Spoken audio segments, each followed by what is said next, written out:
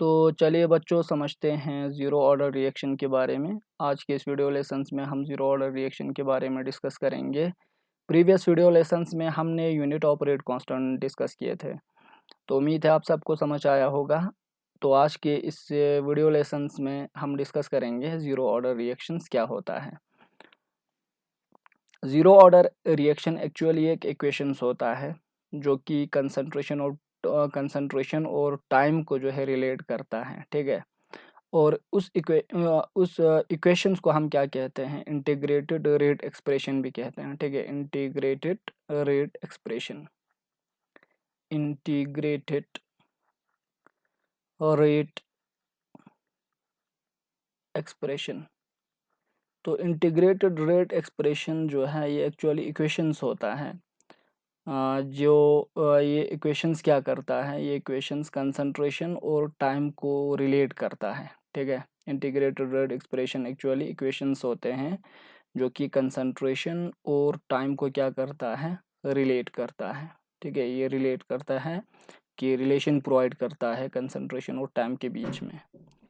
और integrated rate expression से हम ये पता कर सकते हैं कि कुछ समय बाद जो है रिएक्टेंट की कंसंट्रेशन में कितना चेंज आया है, वो हम इस इक्वेशंस के ज़रिए जो है इजी से क्या कर सकते हैं, कैलकुलेट कर सकते हैं। लेकिन इस यानी कि रिएक्टेंट की कंसंट्रेशन में कुछ समय बाद चेंज कितना आया है वो हम दूसरे तरीके से भी कैलकुलेट कर सकते हैं। जैसे मैंने पहले बताया था कि ग्राफिकल मेथड्स होता है, ठीक है। एक्सपेरिमेंट करो, डाटा कलेक्ट करो, इसके बाद ग्राफ ड्रॉ करके हम रिएक्टेंट की कंसंट्रेशन में कुछ समय बाद या कुछ टाइम बाद जो है कितना चेंजेस आए वो पता कर सकते हैं। लेकिन एक्सपेरिमेंट करना, डाटा कलेक्ट करना, फिर ग्राफ ड्रॉ करना, ये बहुत लॉन्ग प्रोसीजर है, टाइम कंज्यूमिंग भी है, ठीक है। इसीलिए इंटीग्रेटेड रेट एक्सप्रेशंस में जो इक्वेशंस आते हैं उससे हम ईजी से कुछ समय बाद जो है कंसंट्रेशन में, रिएक्टेंट की कंसंट्रेशन में कितना चेंज आया है वो हम इजी से कैलकुलेट कर सकते हैं। और इंटीग्रेटेड रेट एक्सप्रेशंस में डिफरेंट इक्वेशंस होते हैं, ठीक है, फॉर डिफरेंट यानी कि ऑर्डर ऑफ रिएक्शन। सबसे पहले हम डिस्कस करेंगे ज़ीरो ऑर्डर के बारे में और इसमें जो इक्वेशंस आते हैं उसके बारे में जानना है। Zero order reaction, zero order reaction मतलब आप सबको पता है, जहाँ पे जो रेट लॉ में जो रेट एक्सप्रेशन लिखते हैं आप केमिकल रिएक्शन के, उसमें जो ऑर्डर आता है वो क्या होगा, ज़ीरो, ठीक है। इसी तरह फर्स्ट ऑर्डर रिएक्शन होता है, ठीक है, first order reaction, first order reaction.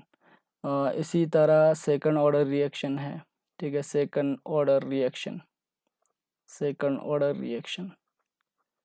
इसी तरह थर्ड ऑर्डर रिएक्शंस होता है, थर्ड ऑर्डर रिएक्शन। तो इसी तरह फ्रैक्शनल ऑर्डर रिएक्शंस भी होता है जहाँ पे ऑर्डर जो है फ्रैक्शंस में आता है।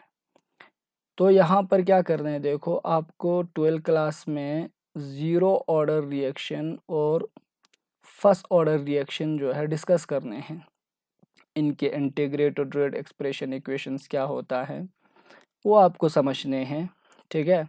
लेकिन सेकंड ऑर्डर रिएक्शन और थर्ड ऑर्डर रिएक्शन जो है आप आगे की क्लासों में आपको समझने हैं, ठीक है। उतना टेंशन नहीं लेना है इसके बारे में। तो इस 12th क्लास में आपको ज़ीरो और फर्स्ट ऑर्डर रिएक्शन के बारे में समझना है। तो इन ऑर्डर ऑफ रिएक्शंस को हम क्या कहते हैं, इंटीग्रेटेड रेट एक्सप्रेशन, क्योंकि जो कैलकुलेशंस हम करते हैं, ठीक है, जो हम रिलेशन फाइंड आउट करते हैं कंसंट्रेशन और टाइम के बीच में, उसमें इंटीग्रेशन इन्वॉल्व होता है, ठीक है। तो इसीलिए इसको हम क्या कहते हैं, इंटीग्रेटेड रेट एक्सप्रेशन। तो घबराना नहीं है कि इंटीग्रेशन, जो ही मैंने बोला कि इंटीग्रेशन इन्वॉल्व है तो घबराना नहीं है। इंटीग्रेशन बहुत सिंपल मेथड्स है, ठीक है, सिंपल कैलकुलेशंस इसमें इन्वॉल्व होता है। तो आपको सारे इंटीग्रेशंस समझना ज़रूरी भी नहीं है, मैं बताऊंगा कि ज़ीरो ऑर्डर में, फर्स्ट ऑर्डर में कौन से इंटीग्रेशन इक्वेशंस जो है इन्वॉल्व होता है, ठीक है। तो चलिए समझते हैं ज़ीरो ऑर्डर रिएक्शन के बारे में। ज़ीरो ऑर्डर रिएक्शंस नाम से ही पता चलता है, यहाँ पे जो रेट एक्सप्रेशन आप लिखते हैं रेट लॉ के हिसाब से, उसमें जो ऑर्डर होता है जिसे हम n से लिखते हैं, और ये जो n की वैल्यू जो है वो क्या होगा, ऑर्डर ऑफ रिएक्शन n की वैल्यू 0 होगा। तो इसीलिए इसको हम क्या कहते हैं, ज़ीरो ऑर्डर रिएक्शन। ठीक है, एक ये चीज़ आपको याद रखने हैं। तो हम यहाँ पे लिख सकते हैं, मैं यहाँ पे लिख के भी दूंगा, कोई टेंशन नहीं है। ठीक है, ज़ीरो ऑर्डर रिएक्शन मतलब chemical reaction, chemical reaction in which, take, order of reaction, order of reaction according to rate law। ठीक है, according to rate law is 0। ठीक है, क्या होता है, 0 होता है, तो उसको हम क्या कहेंगे, ज़ीरो ऑर्डर रिएक्शन कहेंगे। ठीक है, तो चलिए हम एक रिएक्शन लिखते हैं यहाँ पे। ठीक है, हाइपोथेटिकल रिएक्शन हो रहा है, ए रिएक्टेंट है और ये जो है से फॉर एग्जांपल प्रोडक्ट की फॉर्मेशंस कर रहा है, दैट इज यहाँ पे प्रोडक्ट। ठीक है, अब ध्यान से देखो यहाँ पे मैं क्या करता हूँ। ठीक, suppose times t equal to 0 पे। ठीक है, 0 टाइम पे मीन्स यानी कि टाइम अभी स्टार्ट ही नहीं हुआ है, 0 है। तो 0 टाइम पे सपोज हम मान लेते हैं इस रिएक्टेंट के, ठीक है, यहाँ पे जो ए रिएक्टेंट है इसकी कुछ यानी कि कंसंट्रेशन होगा, मूलर कंसंट्रेशन होगा, इसकी कुछ अमाउंट होगा। तो मान लेते हैं वो जो अमाउंट जो है वो सी नॉट है। ठीक है, C naught is the initial concentration of reactant. ठीक, तो टाइम टी इक्वल टू 0 पे इसकी कंसंट्रेशन रिएक्टेंट की कंसंट्रेशन सी नॉट है। तो टाइम्स टी इक्वल टू 0 पर रिएक्शन अभी स्टार्ट नहीं हो रहा है, तो यहाँ पर कोई प्रोडक्ट भी नहीं बनेगा, प्रोडक्ट की कंसंट्रेशन कितना होगा, 0।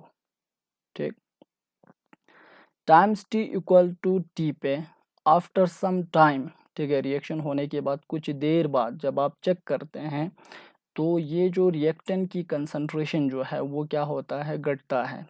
घट के कुछ इसकी कंसंट्रेशन कुछ और हो जाएंगी, मान लेते हैं वो कंसंट्रेशन जो है सी है। ठीक है, फाइनल कंसंट्रेशन घट के जो है सी रह गया। तो मान लेते हैं उस समय प्रोडक्ट के भी कुछ कंसंट्रेशन, यहाँ पे प्रोडक्ट की भी कुछ कंसंट्रेशन होगी, प्रोडक्ट की कंसंट्रेशन इंक्रीज होता है। तो मान लेते हैं हम प्रोडक्ट की कंसंट्रेशन को बीटी मान लेते हैं। ठीक है, BT is the concentration of product at times T. ठीक, तो इस केमिकल रिएक्शन के लिए अगर आप रेट लिखते हैं, रेट दैट इज यानी कि रेट रिएक्टेंट की कंसंट्रेशन में कितना चेंज आया है, उसी को हम क्या कहते हैं, रेट कहते हैं। तो रेट कैसे लिखते हैं, रेट इज इक्वल टू, पहले तो नेगेटिव साइन लिखते हैं क्योंकि ये जो रिएक्टेंट की कंसंट्रेशन जो ये डिक्रीज हो रहा है, तो change in concentration with respect to time, time के रेस्पेक्ट में कंसंट्रेशन चेंज हो रहा है। इस तरीके से इस रिएक्शन के लिए हम क्या लिखते हैं, रेट लिखते हैं। और इसको यूं भी आप लिख सकते हैं, बुक में ऐसा भी लिखा होता है डायरेक्ट, यानी कि molar concentration of reactant A with respect to time. तो जैसे भी लिखे आपका मर्जी है, ये भी सही है और ये भी सही है। ठीक है, तो इसको मान लेते हैं ये इक्वेशन फर्स्ट है। ठीक है, ये इक्वेशन क्या है, फर्स्ट। तो रेट लॉ के हिसाब से, अगर इसके लिए रेट लॉ के हिसाब से अगर आप रेट लिखेंगे तो क्या होगा, अकॉर्डिंग टू रेट लॉ, यहाँ पे मैं लिख लेता हूँ अकॉर्डिंग टू रेट लॉ। ठीक है, रेट लॉ के हिसाब से अगर आप रेट लिखेंगे, रेट ऑफ रिएक्शंस, ठीक है, दैट इज यानी कि रेट इज इक्वल टू, मैं डायरेक्ट यहाँ पे आर लिखूंगा। आर क्या है, हमारा रेट है। ठीक है, तो rate is directly proportional to molar concentration of क्या होता है, रिएक्टेंट। ठीक है, molar concentration of reactant, reactant हमारा ए है। ठीक है, और यहाँ पे हम वेलोसिटी कांस्टेंट लेते हैं और यहाँ पे कुछ पावर हम क्या करते हैं, रेस करते हैं, एक्सपेरिमेंटली डिटरमाइनेड पावर, और उस पावर को हम क्या बोलते हैं, ऑर्डर ऑफ रिएक्शन। और यहाँ पे 0 ऑर्डर है, तो रेट लॉ के हिसाब से n का वैल्यू, यहाँ पे जो nth जो होता है, ठीक है, यहाँ पे n आता है और n का वैल्यू कितना आएगा, यहाँ पे 0, मैं डायरेक्ट यहाँ पे 0 लिखूंगा। ठीक है, 0। अगर यहाँ पे मूलर कंसंट्रेशन का पावर जो है 0 है, तो यहाँ पर रेट किसके बराबर बन जाएगी, रेट कांस्टेंट के बराबर, ठीक है, क्योंकि इसका पावर कितना है, 0 है। तो मान लेते हैं ये हमारा इक्वेशन कितना है, सेकंड, ठीक है, इक्वेशन नंबर सेकंड, ठीक। अच्छा, अब यहाँ पे क्या होता है, ठीक है, अगर आप इन दोनों इक्वेशन को इक्वेट करें, ठीक है, इक्वेट, ठीक, equation number first and equation number second, इन दोनों को इक्वेट करो, ठीक है। तो यहाँ पे रेट जो है क्या है, यहाँ पे, ठीक है, minus change in concentration with respect to time, और ये बराबर हो जाएंगी, इक्वेट करेंगे तो यहाँ पे किसके बराबर हो जाएंगी, के बराबर, ठीक है, सॉरी, यहाँ पे ये बराबर हो जाएगी के, ठीक है। तो हमने इक्वेट कर दिया फर्स्ट और सेकंड इक्वेशन को, ठीक है, और इन दोनों को इक्वेट किया, तो d minus d c divided by d t equal to क्या हो जाएंगे, के, ठीक है। और इस यानी कि एक्सप्रेशन को हम क्या बोलते हैं, डिफरेंशियल रेट एक्सप्रेशन बोलते हैं, ठीक है, डिफरेंशिएशन हो रहा है तो इसको हम क्या कहेंगे, डिफरेंशियल रेट एक्सप्रेशन। बहुत इजी है, कोई टेंशन नहीं लेना है, ठीक है, इतना सा तो आपको भी समझ में आना चाहिए, ठीक है। तो यहाँ पे ये डिफरेंशिएशन हो रहा है, इसीलिए इसको हम क्या बोलते हैं, डिफरेंशियल रेट एक्सप्रेशन कहते हैं, डिफरेंशियल रेट एक्सप्रेशन, ठीक। अब यहाँ पे क्या करना है, इस डिफरेंशियल रेट एक्सप्रेशन को इंटीग्रेट करना है, ठीक है। इंटीग्रेशन क्या होता है, इंटीग्रेशन जो है वो डिफरेंशिएशन का अपोजिट होता है, तो यहाँ पे डिफरेंशिएशन जो साइन होता है ये क्या हो जाएंगे, इंटीग्रेशन करने से कैंसिल आउट हो जाएंगे, तो दोनों साइड जो है इंटीग्रेशन का क्या लगाना है, साइन लगाना है, अगर आप इसको इंटीग्रेट करते हैं, ठीक है। मान लेते हैं ये इक्वेशन नंबर थर्ड है, ठीक है, थर्ड, तो मैं यहाँ पे लिख दूंगा, ठीक है, इंटीग्रेट, बहुत सिंपल है, देखो, integrate equation number third, equation number third को क्या करना है, इंटीग्रेट, तो इंटीग्रेशन का साइन लगाना है, इंटीग्रेशन का साइड कुछ ऐसा होता है, ठीक है। तो इंटीग्रेशन का अगर आप साइन लगाएंगे इन दोनों साइड, ठीक है, तो यहाँ पे हो जाएंगे negative d c over d t, ठीक है, और ये जो माइनस साइन जो है, ठीक है, तो अगर आप यहाँ पे दोनों यहाँ साइड जो है, से फॉर एग्जांपल माइनस से अगर आप मल्टीप्लाई करेंगे तो इस इक्वेशन को आप ऐसे भी लिख सकते हैं, मैं यहाँ पे लिखूँगा, देखो, यहाँ पे माइनस माइनस क्या हो जाएंगे, प्लस, तो यहाँ पे लिख लेंगे d c divided by d t equal to यहाँ पे क्या रहेंगे, माइनस के, ठीक है। ऐसा समझ लो कि इस नेगेटिव साइन को यहाँ पे रख दिया, ठीक है। तो यहाँ पे, ठीक, तो ठीक है, यहाँ पर मैं क्या करता हूँ कि दोनों साइड जो है क्या करना है, इंटीग्रेशन का साइन लगाना है आपको, ठीक है। तो यहाँ पे नेगेटिव साइन, तो यहाँ पर भी हमने इंटीग्रेशन का साइन लगाया और यहाँ पर भी नेगेटिव साइन को मैंने इंटीग्रेशन साइन से बाहर रखा, ठीक है।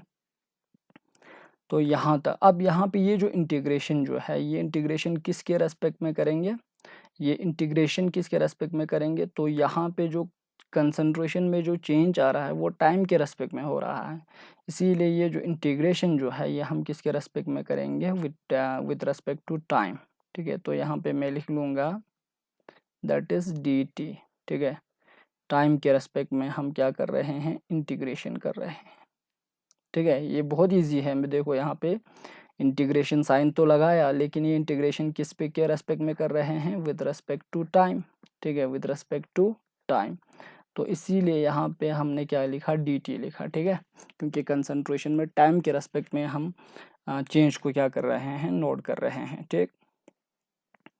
अब यहाँ पे देखो क्या होता है, ये और ये कैंसिल हो जाएंगे, ठीक है, तो क्या होगा, ठीक, यहाँ पर मैं यहाँ पे लिख देता हूँ इसको, ठीक है, यहाँ पर, तो ये हो जाएंगे integration sign of d c, ठीक है, डी सी रहेंगे यहाँ पे, ये दोनों कैंसिल आउट हो गया, इक्वल टू इंटीग्रेशन ऑफ, ठीक है, यहाँ पे क्या है, नेगेटिव ठीक है। कांस्टेंट को हम इंटीग्रेशन साइन से कहाँ रखते हैं, बाहर, ये चीज़ याद रखना है। और यहाँ पे क्या रहेंगे, dt। ठीक, अब यहाँ पे इधर देखो, यहाँ पे हमको एक इक्वेशन आया कि इंटीग्रेशन ऑफ dc रहा इक्वल टू क्या रहा, इंटीग्रेशन ऑफ, यहाँ पे नेगेटिव कांस्टेंट को इंटीग्रेशन साइन से बाहर रखते हैं, और यहाँ पे क्या रहा, dt। अब ये जो इंटीग्रेशन जो है, इसको कंप्लीट करने के लिए, कंप्लीट इंटीग्रेशन नहीं है, इसको कंप्लीट करने के लिए हम लिमिट पुट करते हैं। और लिमिट क्या पुट करते हैं, देखो लिमिट मतलब कि इंटीग्रेशन आप कहाँ से कहाँ कर रहे हैं। जैसे अगर ये कंसंट्रेशन को आप इंटीग्रेट कर रहे हैं तो कहाँ से कहाँ आप यानी कि इसको इंटीग्रेट कर रहे हैं, देखो। ठीक, यहाँ पे जो हमारा इंटीग्रेशन जो है, यहाँ पे जो इंटीग्रेशन जो है वो हमारा C0 से CT के बीच में हम क्या करेंगे, इसको इंटीग्रेट करेंगे कंसंट्रेशन को, और टाइम को 0 से टाइम्स इक्वल टू t के बीच में हम इसको क्या करेंगे, इंटीग्रेट। तो यहाँ पे इस तरीके से हम पुट करते हैं, देखो लिमिट को, कंसंट्रेशन को हम कर रहे हैं C0 टू CT, ठीक है, और टाइम कहाँ से कहाँ, 0 से t के बीच में, ठीक है। तो यहाँ पे 0 से t के बीच में जो है हम क्या कर रहे हैं, इसको इंटीग्रेट कर रहे हैं। तो यहाँ पे सिंपल है, देखो क्या करना है, इंटीग्रेशन और डिफरेंशिएशन, यानी कि इस तरीके से सकते हैं कि डिफरेंशिएशन इंटीग्रेशन की क्या होता है, अपोजिट। तो ये दोनों तो कैंसिल आउट हो जाएंगे, ठीक है, इस तरीके से। ठीक, तो यहाँ पे क्या बचा, यहाँ पे बचेंगे c। तो यहाँ पे कंसंट्रेशन को बीच में रखना है c, और इस तरीके से हम लिखते हैं अपर लिमिट, इसको कहते हैं। इसको हम क्या कहेंगे, देखो अच्छे से देख लो, अपर लिमिट कहेंगे इसको, ठीक है, अपर लिमिट। बहुत सिंपल है, देखो अपर लिमिट को इधर लिखेंगे CT, और ये लोअर लिमिट है, ठीक है, इसको हम क्या कहेंगे, लोअर लिमिट, लोअर लिमिट, और इसको हम यहाँ पे लिखेंगे C0, ठीक है, इक्वल टू क्या रहा, यहाँ पे रहेंगे नेगेटिव k, ठीक है, और यहाँ पे क्या रहा, ये कैंसिल आउट हो गया तो t, तो यहाँ पे हम रखेंगे t, और यहाँ पे लोअर लिमिट, और यहाँ पे क्या लिखेंगे, अपर लिमिट। और यहाँ पे क्या होता है, upper limit minus lower limit करते हैं इसके बाद हम। अपर लिमिट हमारा कौन सा है, CT, माइनस क्या करेंगे, lower limit, that is C0। यहाँ पे मैंने क्या किया, upper limit minus lower limit, हम इस तरीके से इंटीग्रेशन को सॉल्व करते हैं, ठीक है।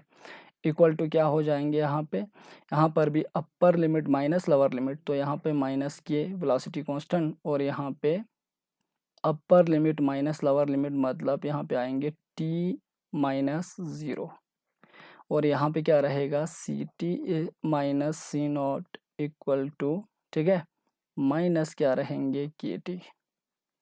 ठीक, अब यहाँ पे क्या करो, देखो C0 को इस साइड ट्रांसपोज करो, तो इस इक्वेशन को आप इस तरीके से लिख सकते हैं, जो CT जो है, CT क्या है, कंसंट्रेशन एट टाइम्स t, ठीक है, वो बराबर हो जाएंगे यहाँ पे नेगेटिव KT, ठीक है, ये माइनस है तो इस साइड लगाओ तो प्लस हो जाएंगे, तो C0, ठीक है। तो ये इक्वेशंस हो जाएंगे, ठीक है। तो ये है integrated rate expression equation zero order reaction के लिए। और यहाँ पे आप देख सकते हैं कंसंट्रेशन और टाइम के बीच में जो है रिलेशंस है, ठीक है।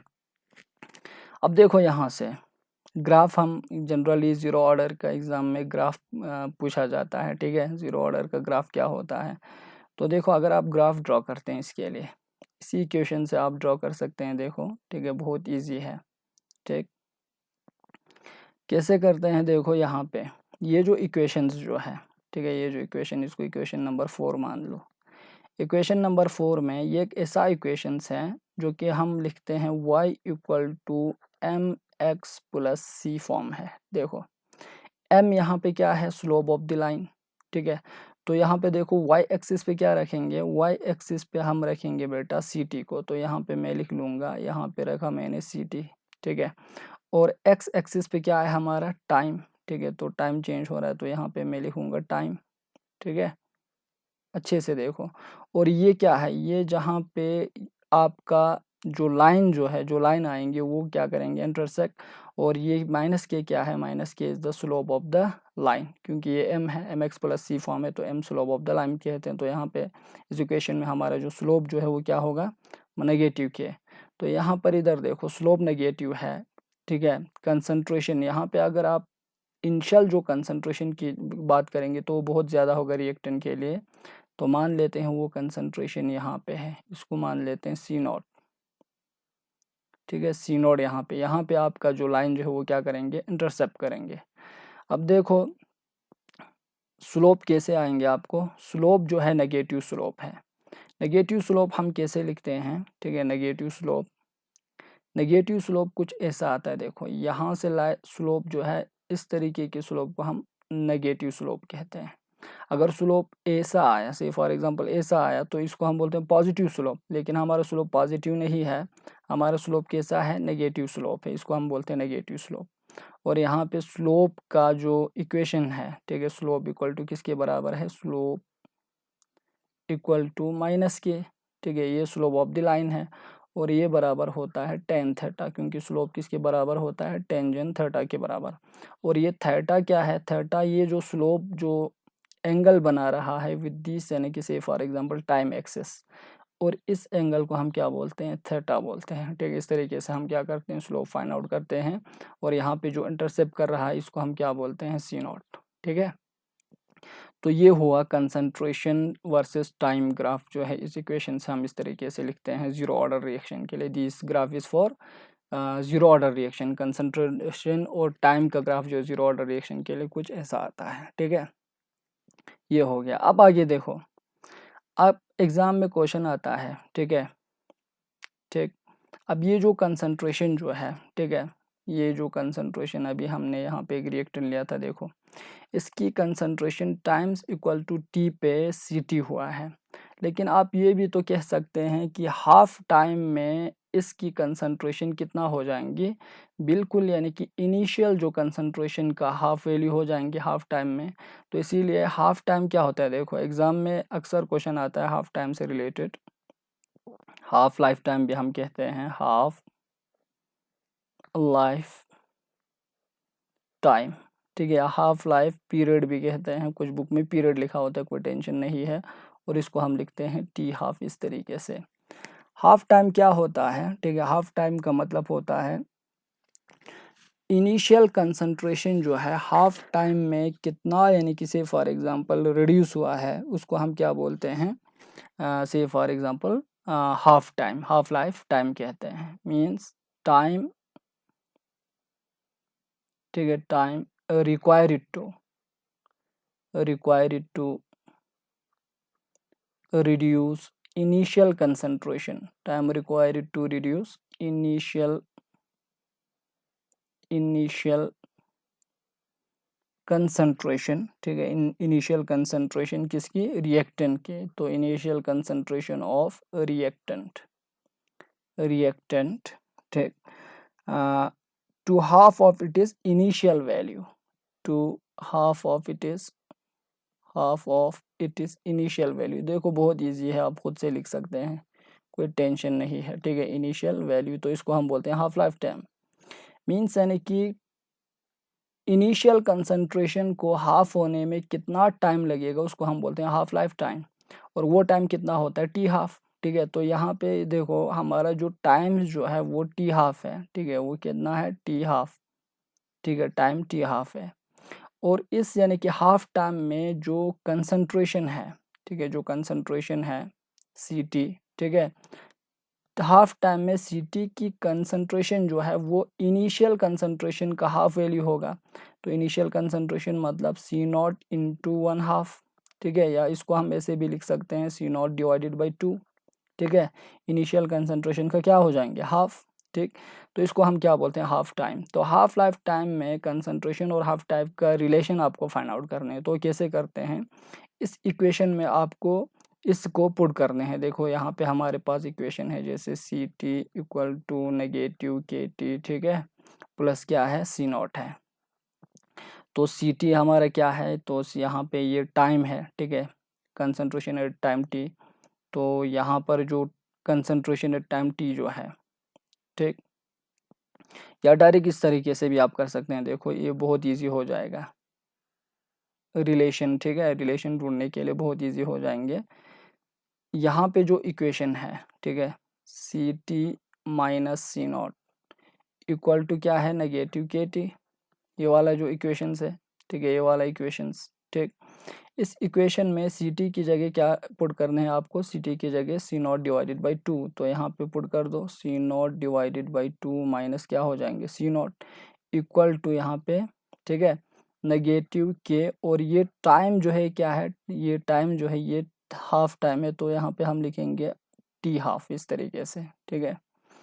तो क्या होगा, ठीक है, देखो यहाँ पे अभी जो इक्वेशंस आया हमको, ठीक है, यहाँ पे इस इक्वेशन को देखो, इस इक्वेशन को, ठीक है, यहाँ पे ये जो इक्वेशन है, ठीक है, इसको लिखना है, ठीक है। तो यहाँ पे सी नॉट डिवाइडेड बाई 2, ठीक, तो यहाँ पे आया C naught over 2 minus C naught equal to negative के टी, क्या आया हाफ, ठीक। अगर आप इसको सॉल्व करेंगे, इसका एलसीएम ले लो, ठीक है, इसका एलसीएम ले लो, तो यहाँ पे आएंगे सी नॉट माइनस, ठीक है, 2i C naught divided by क्या आएंगे 2, ठीक है, इक्वल टू क्या आएंगे यहाँ पे नेगेटिव के टी हाफ, ठीक।